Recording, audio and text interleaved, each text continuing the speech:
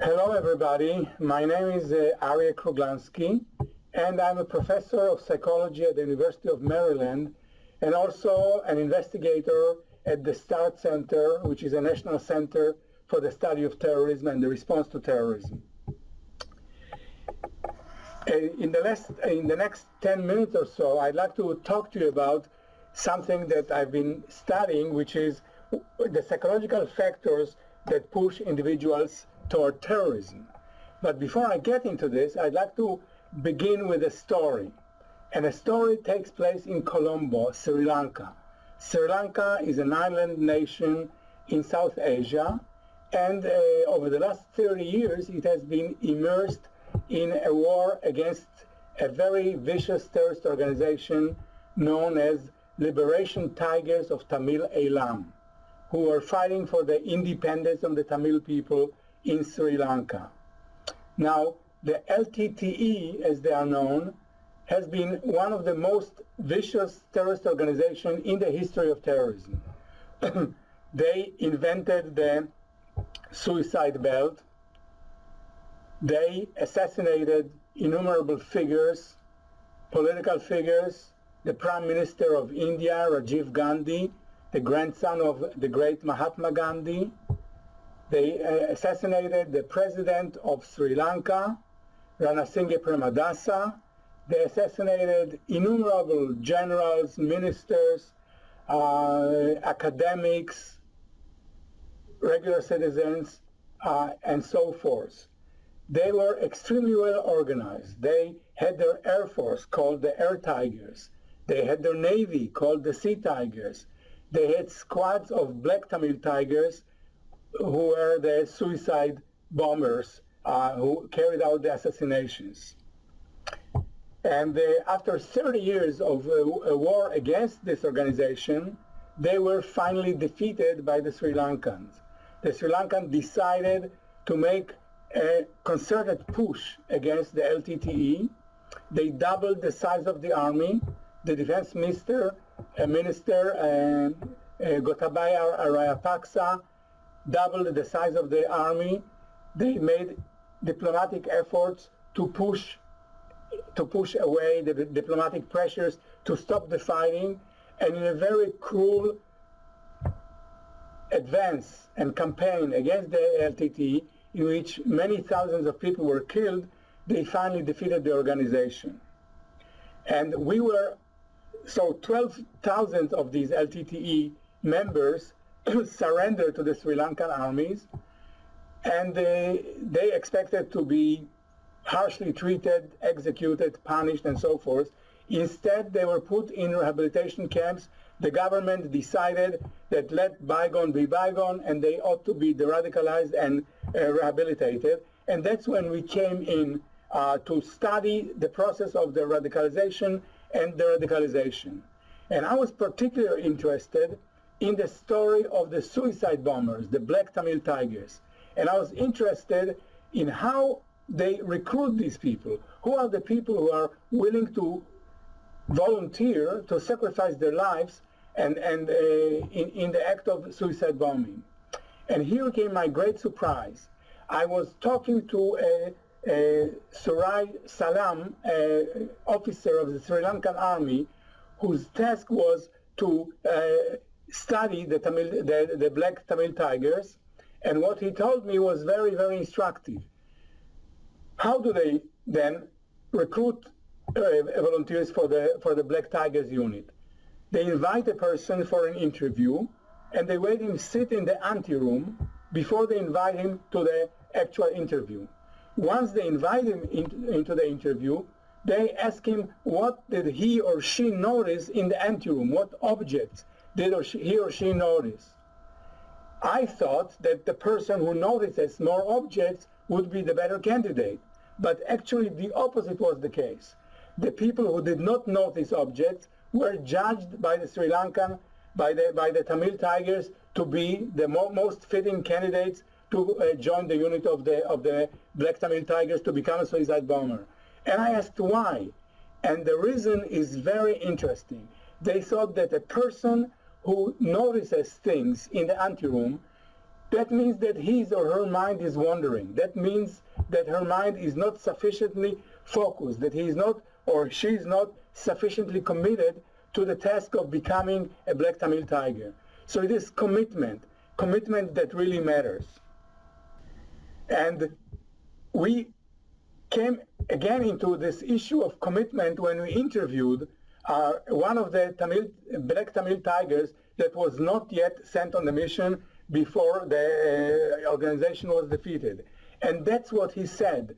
Very interesting statement about the degree of commitment and self-sacrifice.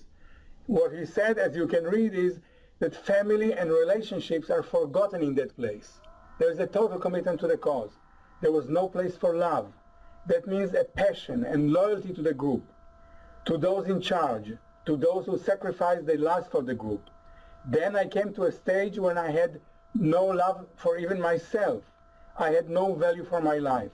I was ready to give myself fully, even to destroy myself in order to destroy another person. So the main psychological factor that pushes people to join a terrorist organization, and particularly to join the ranks of the fighters and the ranks of the suicide bombers, is the degree of commitment to the cause that banishes from mind all else: family, profession, development, pleasures. All that is forgotten, and one thing remains, and that's commitment to the cause. And they could tell it from the initial interview, when the person wasn't even seeing the object around him or her, but was totally concentrated on the possibility of becoming a suicide bomber. So the question is, how a person, a normal person, and by now very few people believe that there is anything insane about terrorists. The prevailing consensus is that they are normal people, probably like you and I, that under certain conditions, even you and I could become so devoted to a cause as to become terrorists. What is then the push that propels people to become terrorists, to volunteer and risk their life and limb? We have investigated their motivations across different types of terrorist organizations. We interviewed thousands of people, and the conclusion that we came with is that there is one underlying motivation that explains the push, the power, the force that propels them to terrorism, and that is their quest for personal significance. What is the quest for personal significance? It's a motivation that psychologists have recognized for a long time. It's a major human motivation, and it's a motivation to be somebody, to matter, to have status, to have recognition, to be noticed and accorded venerance and veneration by people who you respect, to have respect, in other words.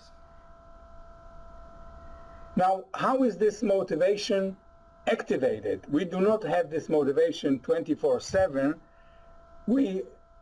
In some conditions, we feel this motivation, this desire to be somebody, this quest for significance to a greater extent than in other conditions.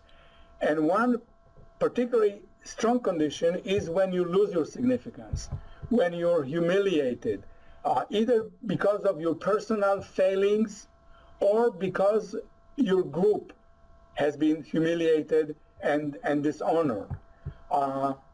Examples of personal humiliation is when a person experiences a stigma, a woman in a traditional society who got divorced or who was infertile, a boy who contracted HIV. All of these are dishonorable situations that promote stigma, but also stigma that accrues to your group if your group is dishonored by its enemies. We've recently analyzed hundreds of tapes of Al-Qaeda, these propaganda tapes whose purpose is to recruit people to the organization, and a major way in which they do so, they invoke the sense of dishonor that Muslims in the world have suffered. And here is one such propaganda statement by Abu Yahya al-Libi, a major Al-Qaeda leader and propagandist who was killed in a drone attack in 2011.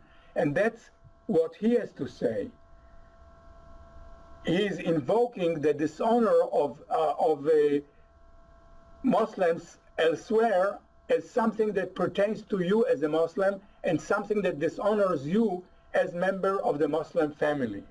What he says is this: jihad in Algeria today is your hope, with permission from Allah, in redemption from the hell of the unjust ruling regimes whose prisons are congested with your youth and children, if not with your women, which thrust its armies, police, and intelligence to oppress you, which they open the doors to punish you. So join your efforts to theirs and add your energies to theirs, and know that their victory is your victory, their salvation is your salvation. So loss of significance, either personal or social, is something that arouses his quest for significance. Of course, significance quest is not enough. We all human beings have a quest for significance. We have a quest for significance. We try to be somebody. We try to matter. We try to have respect. But we do not go around killing people. We do not go around blowing oneself in order to produce havoc and mayhem and destruction. So what is it that propels these people who have the quest for significance aroused to engage in these destructive behaviors? And that's where ideology comes around.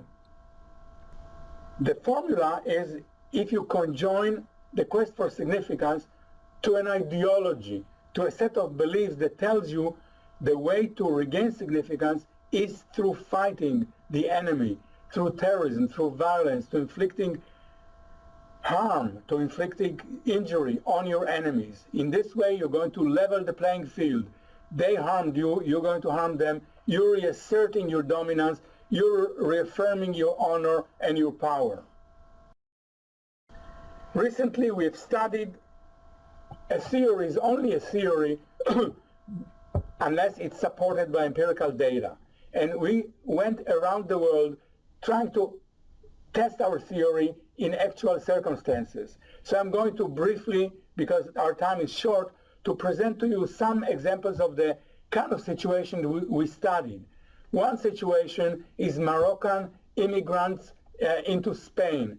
Young Moroccans immigrant into Spain are discriminated against by the native Spaniards. They live in very bad conditions. The place that we studied is El Puche district in Almeria, one of the most neglected and terrible districts in all of Spain, where the Moroccans live in very bad conditions. Here are some slides, and you will see what I mean when I say very dilapidated conditions. Lots of garbage all around, no facilities, very bad conditions for worship. Here they worship their religion on the street. There is no mosque to speak of, and as a consequence they are drawn to radicalism and terrorism. And we found, in fact, that these people, to the extent they experience humiliation, this produces a quest for certainty, a quest for an ideology that provides them a way to assert their meaning, and that leads them to extremism in the form of wanting all Spain to become Muslim and to be ruled by the Sharia law. So here is our finding. This is a statistically supported set of results. On the left you see perceived maltreatment of the Moroccans by the Spanish. The middle square is the need for cognitive closure, need to have certainty about your significance. And finally, this leads to a support for Sharia, an extreme attitude in Spain that is a Catholic, very religious Catholic country. To support Sharia to rule Spain is really a very radical, extreme attitude. Here is another circumstance that we studied. These are Filipino terrorists, members of the Abu Sayyaf organization, one of the most vicious organizations in the Philippines, a Muslim organization, related to the Jamaah Islamiyah, the organization that precipitated the Bali bombing in early 2000s, and in turn they are connected with Al-Qaeda. We investigated them in a prison in Manila. These are the detainees. They respond to our questionnaires on computers, and again we inquire about the degree to which they feel a loss of significance, humiliation, the degree to which they adhere to a closure providing to a certainly provided ideology, and the degree to which they endorse Islamic extremism. We have a questionnaire that we produced together with Islamic clerics to measure what is meant by Islamic extremism: the rule of caliphate, the elimination of Western powers, the domination of the world by Islam, and so on and so forth. And once again, you find the very same thing that we found in Spain: humiliation, the feeling of humiliation on part of these Filipino terrorists, need for cognitive closure, embracement of a closure providing ideology, and extreme Islamism, Islamic extremism, anti-Western attitudes, support for violence, support for jihad, and so forth. Finally, in my last example, this is me with a sample of the LTTE, Liberation Tigers of Tamil Eelam. This is the sample, again, male detainees in the camp. By the way, I received a present from some of them. This is a turtle that they produced out of a coconut. They are now in this rehabilitation camp, and they are engaged in professional training, vocational training, arts activities, and so forth, and they are doing quite well. But we investigated their radical attitude. Once again, you see that their feeling of shame and humiliation leads to the embracement and leads to this quest for certainty, embracement of the ideology that provides them certainty. In this case, it's an ideology that Tamils should have an independent state, and that the Sinhalese, the majority against whom they are fighting, should be punished and aggressed against, and this leads to support for violence. So this is then the psychology of violence. It is promoted by the quest for significance, and the quest for significance leads to embracement of an ideology that shows you how to attain significance. To the extent this ideology suggests that significance is attained through violence, then violence is supported. Commitment to that kind of ideology, elimination of all other concerns, and focusing on this quest for significance is what leads to terrorism. We are now studying the way back from terrorism, how people de-radicalize, how people abandon the way of violence and the way of destruction, and how they can be brought back into the mold of society. But this is probably a material for another lecture because our time is up.